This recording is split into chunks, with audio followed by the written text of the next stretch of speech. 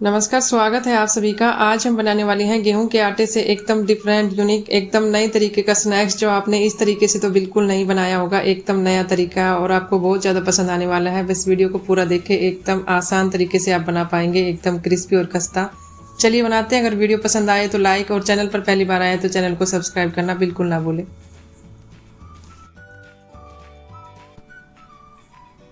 सबसे पहले हम डो तैयार करेंगे। इसके लिए मैंने यहाँ पर 1 कप गेहूं का आटा लिया है और इसके साथ में डाल देंगे थोड़ी सी मैदा। हाफ कप से थोड़ी सी कम मैंने मैदा ली है, 4 चम्मच के आसपास। तो यहाँ पर आप चाहे तो खाली गेहूं के आटे से या फिर मैदा से भी बना सकते हैं। और थोड़ा सा मोइन के लिए डाल देंगे यहाँ पर 2 चम्मच रिफाइंड ऑयल लिया है।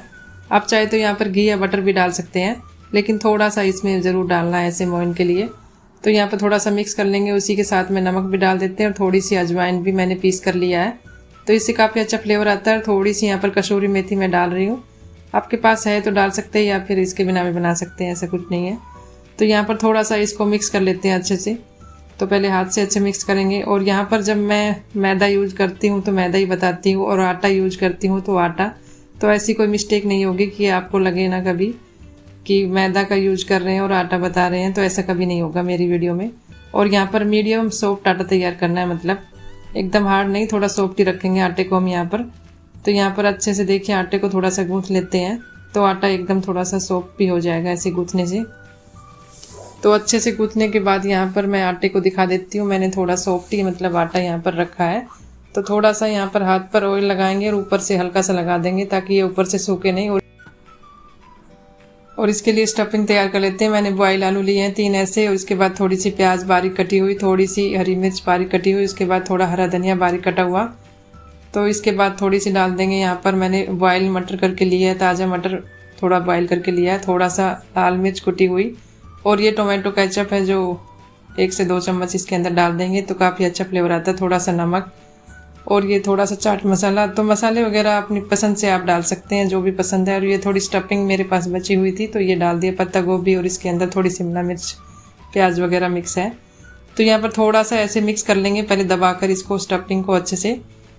तो यहाँ पर कोई फ्राई करने की जरूरत नहीं है, बस इसको ऐसे ही हम बनाने वाले हैं आज बिना फ्राई किए हुए। और इससे बहुत ही ज़्यादा स्वादिष्ट और बहुत ही अच्छे बनते हैं। आप ऐसे भी बनाएंगे। तो थोड़ा सा मसाला भी डाल देते हैं। मैंने यहाँ पर सांभर मसाला लिया ऐसे ही थोड़ा सा, और थोड़ा सा डालने के बाद यहाँ पर थोड़ा मिक्स कर देते हैं उस। अब इसके अंदर हाफ नींबू का रस डाल देंगे, इससे काफ़ी अच्छा खट्टापन सा थोड़ा सा आएगा, इसमें खट्टा तीखा लगेगा। तो ये स्टफिंग तैयार है बस हमारी। यहाँ पर थोड़ा सा इसको मिक्स कर देते हैं। तो यहाँ पर आप चाहे तो इसमें चीज़ वगैरह, पनीर वगैरह ग्रेट करके डाल सकते हैं। तो स्टफिंग आप अपनी पसंद से बना सकते हैं, जो भी आपको पसंद है। तो यहाँ पर आटे को देख लेते हैं, आटा हमारा बिल्कुल सही है जैसा हमने सॉफ्ट तैयार किया था। अब सरफेस पर रखकर थोड़ा सा इसको गूँथ लेंगे हाथ से, और उसके बाद यहाँ पर पेड़े तैयार कर लेंगे जैसे हम रोटियां बनाते हैं, सेम ऐसे इसके। तो सभी को ऐसे तैयार कर लेंगे। देखिए यहाँ पर पेड़े हमारे तैयार है। अब इसके बाद एक को लेंगे और थोड़ा सा सरफेस पर रखकर ऐसे हाथ से दबाकर बड़ा साइज करेंगे। उसके बाद इसको बेल लेंगे, जैसे रोटियां बेलते हैं सेम ऐसे इसको हम मतलब बेल लेंगे। और यहाँ पर बहुत ज़्यादा मतलब मोटा भी नहीं रखना है इसको, एकदम थोड़ा सा पतला सा ही रखेंगे जैसे हम रोटी बनाते हैं सेम ऐसे ही। और यहाँ पर देखिए मैंने इसको अच्छे से मतलब बेल लिया जैसे हम रोटी बनाते हैं। तो यहाँ पर थोड़ी थिकनेस भी दिखा देती हूँ कि मैंने इसको कितना रखा है, जैसे एकदम थोड़ा पतला ही रखा है, ज़्यादा मोटा नहीं है। तो यहाँ पर अब एक चक्कू लेंगे, उससे हम बीच से मतलब लगभग यहाँ से ऐसे कट लगाएंगे। तो ये बिल्कुल आसानी से ऐसे हो जाता है। आप राउंड में 1/2 इंच छोड़कर ऐसे कट लगाए, उसकी मतलब डायरेक्शन के हिसाब से ऐसे राउंड में। तो यहाँ पर 3-4 कट जितने भी लगेंगे आप ऐसे लगा ले, और ये बिल्कुल आसानी से बन जाता है। एकदम यूनिक और डिफरेंट तरीका है। आपने इस तरीके से तो बिल्कुल नहीं बनाया होगा। एक तरफ से उठाकर ऐसे सेट करेंगे, जो हमने स्टफिंग रखी थी उसको ऐसे थोड़ा सा सेट कर देंगे पहले। तो साइड से दबाकर थोड़ा पहले अच्छे से सेट कर दे ताकि निकले नहीं। तो यहाँ पर इस तरीके से ऐसे हम रोल करते चले जाएंगे इसको ऐसे।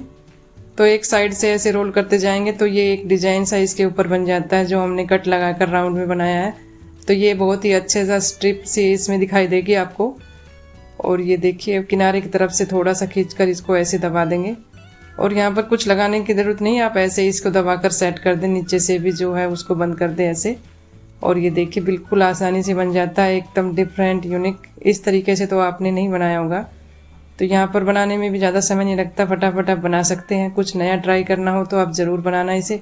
और थोड़ा सा मैं और दिखा देती हूँ, ऐसे ही कट लगा के और स्टफिंग करके तो यहाँ पर स्टफिंग अपनी पसंद से बना सकते हैं और बहुत ही आसान सा तरीका मैंने एक और वीडियो में शेयर किया था, उसमें सिंपल तरीके से बनाया था मैंने मीठे में, मतलब मोदक टाइप में, और ये थोड़ा स्ट्रिप टाइप में मैंने इस तरीके से आपको बताया। तो यहाँ पर इस तरीके का आपने कहीं देखा भी नहीं होगा इससे पहले वीडियो वगैरह। तो यहाँ पर देखिए सभी को ऐसे बना लेंगे और ये एकदम देखने से कितना अच्छा लग रहा है। तो आप ज़रूर ट्राई करना, आपको बहुत ज़्यादा पसंद आएगा। कुछ डिफरेंट एकदम नया है ये स्नैक्स, और एकदम क्रिस्पी और अच्छा बनता है। इस तरीके से भी आप बनाएंगे, काफ़ी लेयर आ जाती है इसके ऊपर ऐसे। तो यहाँ पर इस तरीके से आप पहले से बनाकर भी रख सकते हैं, मतलब तैयार करके, और जब मर्जी चाहे इसे फ्राई कर सकते हैं या बेक भी कर सकते हैं आप चाहे तो ओवन वगैरह में ऐसे।